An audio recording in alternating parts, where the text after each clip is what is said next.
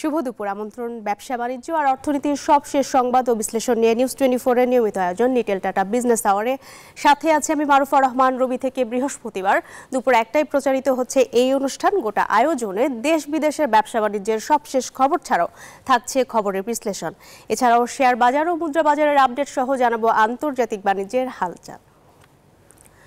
দর্শক, প্রথমে জানিয়ে দিচ্ছি ইন্টারনেট সেবা নিয়ে আমাদের একটি খবর। ইন্টারনেট সেবা বিঘ্নিত হওয়ায় অন্তত 1,500 কোটি টাকার ক্ষয়ক্ষতি হয়েছে দেশের ই-কমার্স খাতে। হুমকির মুখে এ খাতের কর্মসংস্থান, সামাজিক যোগাযোগ মাধ্যম চালু না থাকায় ফেসবুক কেন্দ্রিক ব্যবসাও বন্ধ। উদ্যোক্তাদের আশঙ্কা, আস্থা সংকটে পড়ায় এই খাত থেকে মুখ ফিরিয়ে নিতে পারেন বিদেশি বিনিয়োগকারীরা।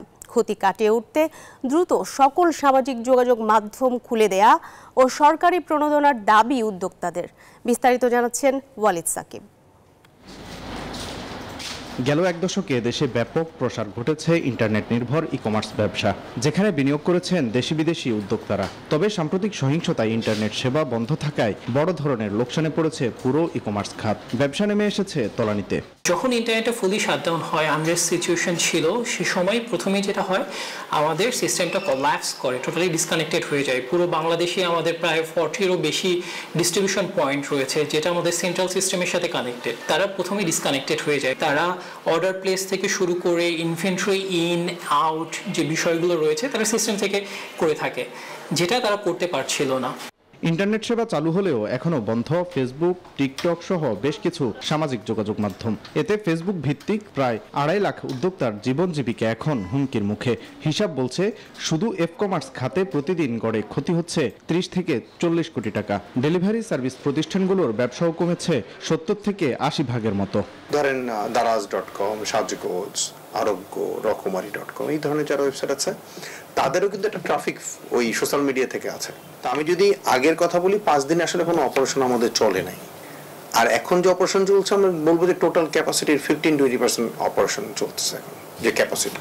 সব মিলিয়ে গেল কয়েকদিনে ই কমার্স খাতের ক্ষতি অন্তত 1,500 কোটি টাকা। উদ্যোক্তারা বলছেন, ইন্টারনেটের গতি স্বাভাবিক করে সামাজিক যোগাযোগ মাধ্যম দ্রুত খুলে না দিলে অনিশ্চিত হয়ে পড়বে 20 লাখ মানুষের কর্মসংস্থান। আস্থা সংকটে বিনিয়োগ ফিরিয়ে নিতে পারেন বিদেশি অংশীদাররাও। অ্যারাউন্ড 100 crore মতো প্রতিদিন ক্ষতি আছে ই কমার্স ডেলিভারিতে, ই কমার্সের প্রোডাক্টে, আর সার্ভিসে প্রায় 40 থেকে 50 কোটি টাকা। সো এটা গত এই কয়েকদিনে প্রায় 1,500 কোটি টাকার উপরে একটা অ্যাপ্রক্সিমেট লস আছে আর কি। লোকসান পুষিয়ে নিতে আর্থিক প্রণোদনা ও নীতি সহায়তা চেয়েছেন এ খাতের উদ্যোক্তারা। ওয়ালিদ সাকিব, নিউজ 24, ঢাকা। দর্শক, মন্ত্রী জুনায়েদ আহমেদ পলক এই মুহূর্তে সরাসরি কথা বলছেন। আমাদের প্রতিবেদক আছে সেখানে, প্রথমে চলে যাচ্ছে সেখানে। মিডিয়া প্ল্যাটফর্ম কিছুটা সময়ের জন্য আমরা আসলে সাময়িকভাবে আমরা তাদের কর্মকাণ্ড পরিচালনার ব্যাপারে কিছু বিধি নিষেধ আরোপ করেছিলাম বাংলাদেশ টেলিকম রেগুলেটরি কমিশনের পক্ষ থেকে।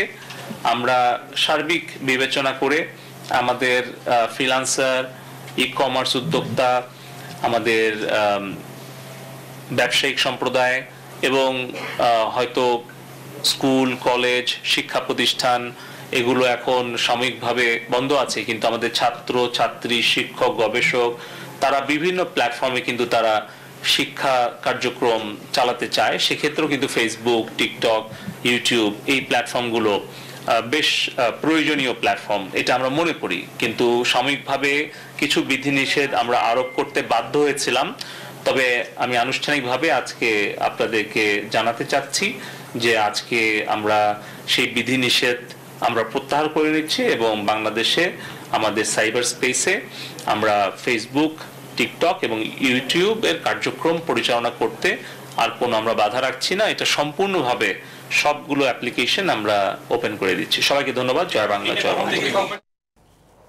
দর্শক, বিটিএফসি ভবনে কথা বলছিলেন জুনায়েদ আহমেদ পলক। এবং আমরা একটি সুখবর পেলাম যে ই কমার্স খাতের যে প্রতিবন্ধকতা ছিল, এতদিন ইন্টারনেট কেন্দ্রিক যে জটিলতা ছিল, সেটি আসলে থাকছে না, সেটি তুলে নেওয়া হচ্ছে। দর্শক, ই কমার্স খাতের বর্তমান অবস্থা নিয়ে আমরা বিস্তারিত আলাপ করতে চাই।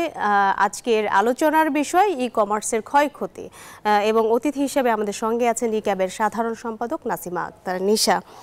নাসিমা আক্তার নিশা, আপনাকে স্বাগত জানাচ্ছি। আপনি ইতিমধ্যেই জেনেছেন জুনায়েদ আহমেদ পলক একটু আগে যে ঘোষণা দিলেন যে তারা যে নিষেধাজ্ঞা ছিল সকল বিধি নিষেধ তারা প্রত্যাহার করে নিয়েছেন।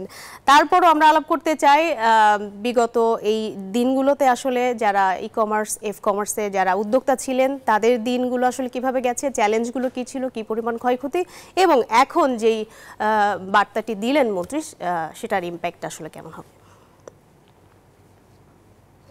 আপনাকে এটা খুবই খুশির একটা খবর যে আজকে থেকে সব ফেসবুক প্ল্যাটফর্ম, ইউটিউব, ইনস্টাগ্রাম এগুলো ওপেন হয়ে যাচ্ছে।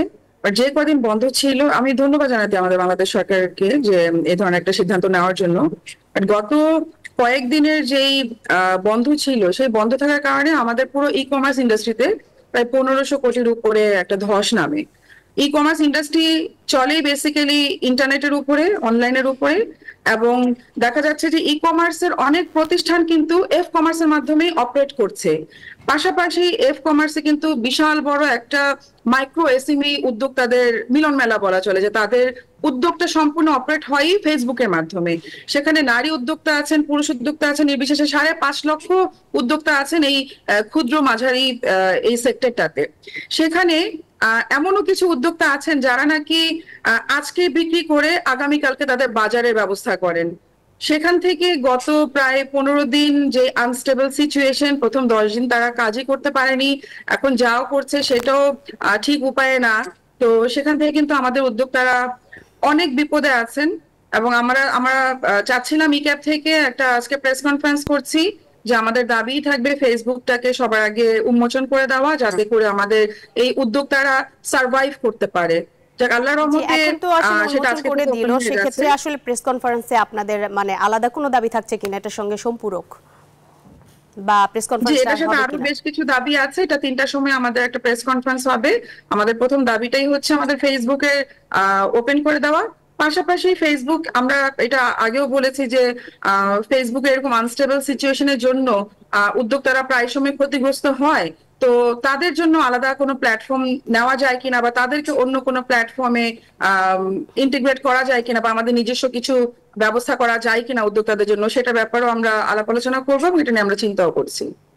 আরও বেশ কিছু ক্ষয়ক্ষতির সাথে সম্পৃক্ত আপনাদের দাবির কথা আমরা বিভিন্ন প্ল্যাটফর্মে জানতে পেরেছি, যে সেগুলো আপনার তোলার কথা সরকারিভাবে আপনারা বলছিলেন প্রণোদনা বা এই ক্ষয়ক্ষতির ভিত্তিতে সহযোগিতার কথাও আমরা জানতে পেরেছিলাম। সেই সুনির্দিষ্ট দাবিটা আছে কিনা আজকেও?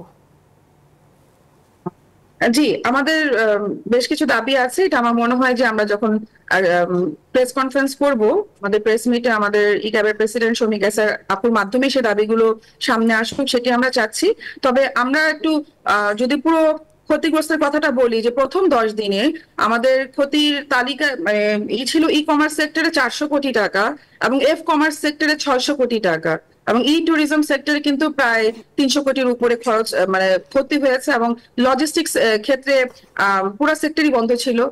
সেখানে আমাদের 100 কোটির উপরে খরচ মানে ক্ষতি হয়েছে। সেই জায়গা থেকে কিন্তু ক্ষতির পরিমাণ ব্যাপক বেড়েছে, এবং গত 5 দিনেও। তো আমরা চাই এই ক্ষতিগুলো যত দ্রুত সম্ভব ক্ষতিপূরণ কিভাবে দেওয়া যাবে আমরা জানি না, যত দ্রুত সম্ভব উদ্যোক্তাদের ক্ষতিটা যেন কাটিয়ে উঠুক, এবং লোনের ক্ষেত্রে আমাদের উদ্যোক্তাদেরকে ই কমার্স সেক্টরে কোনো বিশেষ প্যাকেজ সরকার ঘোষণা করতে পারে কিনা সেই ব্যাপারে আমাদের কিছু দাবি দেওয়া আছে।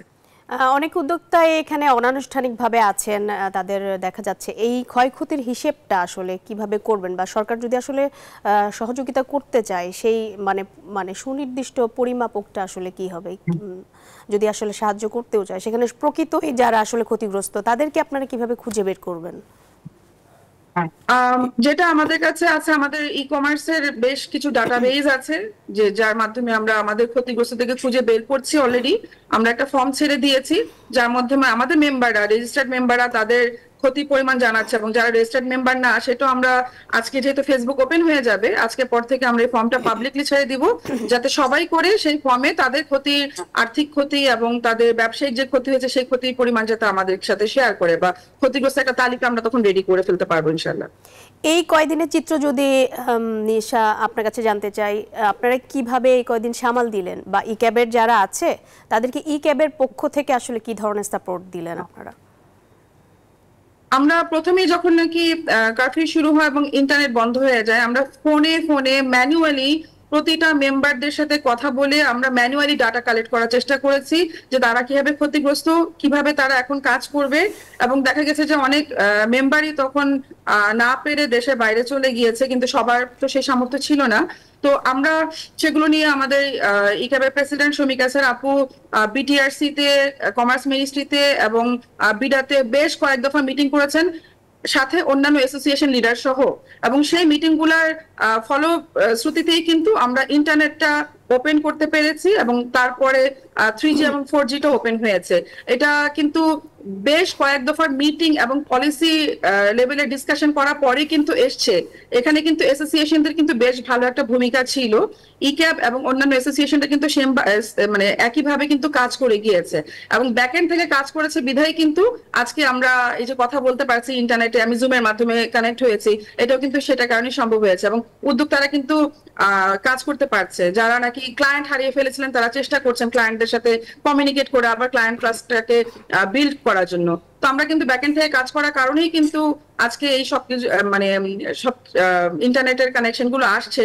আশা করছি ফেসবুক আজকে এসে পড়লে আমাদের মেম্বারদের এই ক্ষতিটা তারা কাটিয়ে উঠতে পারবেন।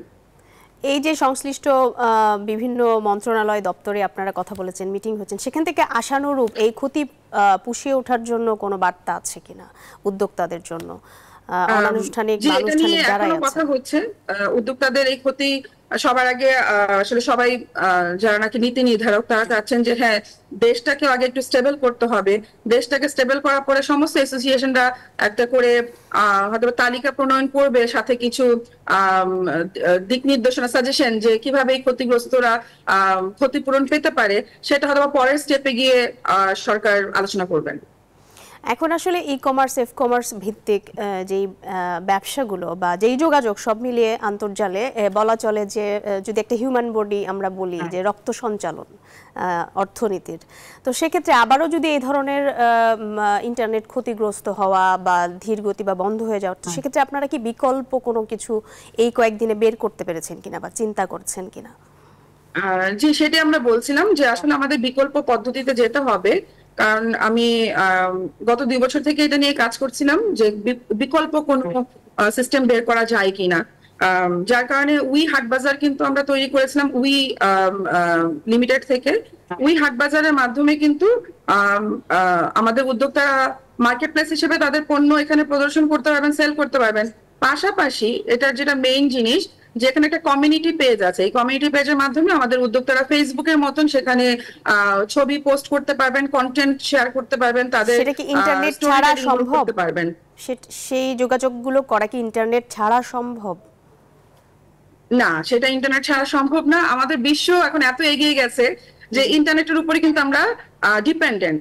হ্যাঁ, হয়তোবা ফেসবুক ছাড়া সম্ভব, আমাদের যদি একটা নিজস্ব প্ল্যাটফর্ম চিন্তা করতে হয় সেই ক্ষেত্রে কিন্তু আমরা এই প্ল্যাটফর্ম অলরেডি একটা বিল্ড করেছি, যেটা নাকি অনেকগুলো উদ্যোক্তারা অলরেডি কাজ করছে, কিন্তু এটা আরেকটু সময় লাগবে পুরোপুরি বিল্ড হতে, পুরোপুরি সব মানুষের কাছে যেতে। জি, নিশা আপনার কাছে ছোট করে সর্বোপরি আরেকবার একটু জানতে চাই যে যারা অনানুষ্ঠানিক, যারা কোনো প্ল্যাটফর্মে নেই, তাদের জন্য আসলে আপনারা কিছু চিন্তা করেছেন কিনা আপনাদের দিক থেকে, বা এই যে মিটিংগুলো আপনারা করেছেন ঊর্ধ্বতন বিভিন্ন প্রতিষ্ঠানের সাথে রাষ্ট্রীয়, তাদের দিক থেকে কোনো আছে কিনা আওয়াজ, বা ভবিষ্যতে বিকল্প কোনো পথ আপনারা পাচ্ছেন কিনা অফলাইনে?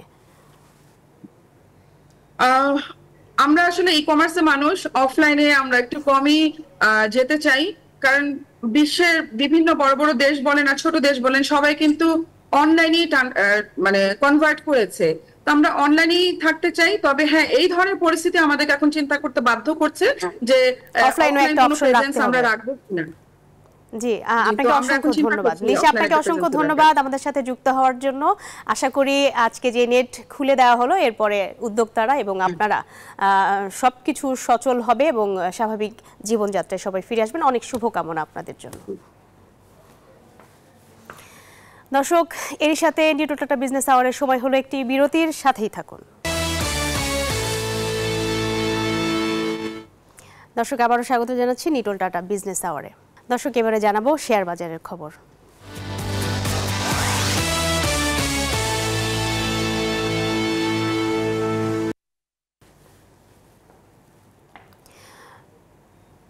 দর্শক, ডিএসসি এক্সচেঞ্জে আমরা দেখছি আজকে ডিএসসি এক্স ইন্ডেক্সে সবগুলো সূচকই আমরা দেখছি ঊর্ধ্বমুখী, তবে ডিএসসি এক্স ইন্ডেক্সে আমরা দেখছি সূচক 6 পয়েন্ট বেড়েছে। ডিএসসি এক্স ইন্ডেক্সের পরে ডিএসসি এস ইন্ডেক্সে দেখছি সরিয়া ভিত্তিকে 1 পয়েন্ট বেড়েছে 1.5, এবং ডিএসসি 30 ইন্ডেক্সে আমরা দেখছি 2.68 বেড়েছে সূচকের দাম।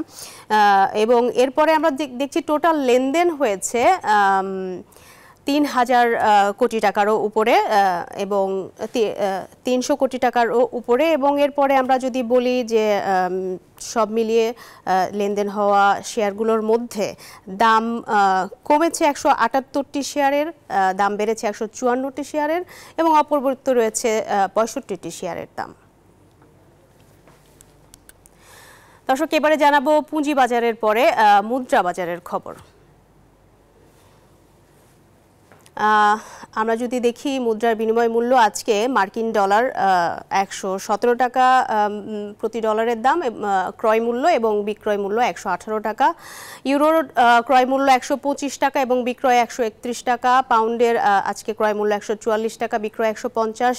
চীনা ইউয়ান ক্রয় মূল্য 13 টাকা এবং বিক্রয় মূল্য 17 টাকা। সৌদি রিয়াল কিনতে গেলে পড়বে 27 টাকা এবং বিক্রয় মূল্য 30.10। ভারতীয় রুপির ক্রয় মূল্য 1.32 এবং বিক্রয় মূল্য 1.45 টাকা। দর্শক, এবারে আমরা জানাতে চাই স্বর্ণের দাম। স্বর্ণের আমরা দেখছি প্রতি ভরিতে 22 ক্যারেট স্বর্ণের দাম পড়বে আমরা প্রতি ভরিতে আমরা দেখছি 1,20,081 টাকা, এবং 21 ক্যারেট প্রতি ভরি স্বর্ণের দাম পড়বে 1,14,622 টাকা। 18 ক্যারেট স্বর্ণের প্রতি ভরিতে দাম পড়বে 98,246 টাকা, এবং সনাতন যে স্বর্ণ সেটি কিনতে গেলে বা পুরাতন স্বর্ণ 81,228 টাকা। দর্শক, এবারে জানিয়ে দিব রূপার দাম। রূপার দাম আমরা দেখছি প্রতি ভরিতে 22 ক্যারেট রূপার দাম পড়বে 2,098 টাকা, 21 ক্যারেট রূপার দাম পড়বে 2,005 টাকা, 18 ক্যারেট রূপার দাম পড়বে 1,714 টাকা, এবং সনাতন যেটি পুরনো রূপা সেটি কিনতে প্রতি ভরিতে আপনাকে গুনতে হবে 1,282 টাকা। দর্শক, আবারও একটি বিরতি নিচ্ছি, সাথেই থাকুন। দর্শক, আবারও স্বাগত জানাচ্ছি নিটল টাটা বিজনেস আওয়ারে। এবারে জানাবো বিশ্ব বাণিজ্যের খবর।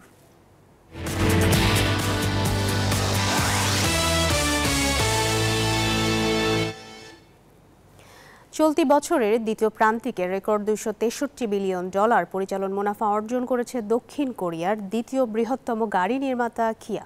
কোরিয়া হেরাল্ডের এক প্রতিবেদনে প্রকাশিত হয়েছে এই তথ্য।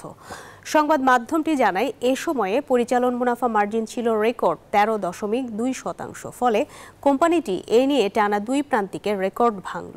এ প্রবৃদ্ধির পেছনে উন্নত বিপণন ব্যবস্থা, গড় বিক্রি মূল্য বৃদ্ধি ও ডলারের বিপরীতে স্থানীয় মুদ্রার অনুকূল বিনিময় হার প্রণোদনা হিসেবে কাজ করেছে বলে তথ্য দিয়েছে কিয়া। চলতি বছরের দ্বিতীয় প্রান্তিকে গেল বছরের একই সময়ের তুলনায় কিয়ার পরিচালন মুনাফা 7.1% বেড়ে এ সময় কোম্পানিটি বিশ্বজুড়ে বিক্রি করেছে 7,95,183টি গাড়ি, যা গেল বছরের একই প্রান্তিকের তুলনায় 1.6% কম। তবে আয় 5% বৃদ্ধি পেয়ে 27.57 ট্রিলিয়ন ওন হয়েছে বলে জানিয়েছে কোরিয়া হেরাল্ড।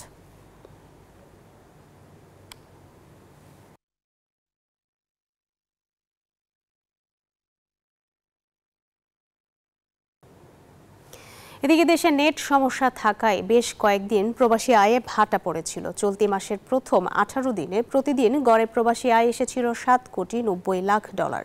গত সপ্তাহেও আসেনি আগের দিনের আয়ের সমান রেমিটেন্স। তবে ব্রডব্যান্ড ইন্টারনেট সেবা আংশিক চালু হবার পর আবারও রেমিটেন্স পাঠানো শুরু করেছেন প্রবাসীরা। কেন্দ্রীয় ব্যাংকের প্রবাসী আয় সংক্রান্ত হালনাগাদ প্রতিবেদন থেকে এই তথ্য পাওয়া গেছে। মামুন মাহিনের পাঠানো তথ্যচিত্রে ডেস্ক রিপোর্ট। ইন্টারনেট সেবা বন্ধ থাকায় ব্যাংক, এক্সচেঞ্জের মতো বৈধ পথে রেমিটেন্স সংগ্রহের মাধ্যমগুলোতে প্রভাব পড়েছে। বাংলাদেশ ব্যাংকের তথ্য অনুযায়ী চলতি বছর গত মে মাসে $225 কোটি আয় দেশে এসেছে। এর পরবর্তী কোরবানি ঈদের মাসে অর্থাৎ জুন মাসে $254 কোটি রেমিটেন্স দেশে পাঠিয়েছেন প্রবাসীরা। তবে চলতি মাসে রেমিটেন্স আসার পরিমাণ বলা যায় লক্ষ্যমাত্রা হারে কমেছে। প্রবাসীরা জানায় দেশের স্বজনদের সাথে যোগাযোগ করতে না পারায় অর্থ প্রেরণ হচ্ছে না। বর্তমানে অনেকে ব্যাংকে টাকা পাঠাচ্ছে না, মনে করতেছে ব্যাংক সচল নাই। এখন তো সবগুলো তো মনে করেন ঠিক হয়ে গেছে, এখন ইনশাআল্লাহ আমরা রেমিটেন্স পাঠাবো। কয়েকদিন ধরে আবার সচল হয়েছে, আমরা সাধারণ প্রবাসী যারা আছি আমরা রেমিটেন্স পাঠাচ্ছি। এতে বেড়েছে হুন্ডি। দুবাইয়ের মানি এক্সচেঞ্জগুলো বলছে ব্রডব্যান্ড ইন্টারনেট সেবা আংশিক চালুর পর আবারও প্রবাসীরা এক্সচেঞ্জ বা ব্যাংক মুখাপেক্ষী হচ্ছেন। তবে সংখ্যাটা কম হলেও গত কয়েকদিন ধরে আবারও বাংলাদেশিরা আসতে শুরু করেছেন। আপনারা আসুন, এক্সচেঞ্জ হাউস থেকে বৈধ পথে টাকা পাঠান, এতে দেশ জাতির উন্নয়নে অগ্রণী ভূমিকা পালন করুন। এদিকে দেশের বাইরে আমিরাত হতে শুধু 27 জুলাই আবুধাবি শাখা থেকে রেমিটেন্স গিয়েছে 8 কোটি টাকা, শারজা শাখা থেকে রেমিটেন্স গিয়েছে 5,90,00,000 টাকা এবং দুবাই শাখা থেকে গিয়েছে 5,86,00,000-এরও বেশি। বিষয়গুলো নিশ্চিত করেছে উক্ত শাখাগুলোর দায়িত্বে থাকা ম্যানেজাররা। চন্দ্রা, নিউজ 24। দর্শক, এই ছিল নিটল ডাটা বিজনেস আওয়ারের আজকের আয়োজনে। ব্যবসা বাণিজ্যের সবশেষ খবর ও খবরের বিশ্লেষণ জানতে চোখ রাখুন রবি থেকে বৃহস্পতিবার দুপুর 1টায় বিজনেস আওয়ারে। এছাড়া রাত 9টায় বিজনেস এক্সপ্রেস দেখার আমন্ত্রণ জানিয়ে এখানেই শেষ করছি। এতক্ষণ সাথে থাকার জন্য অসংখ্য ধন্যবাদ সবাইকে।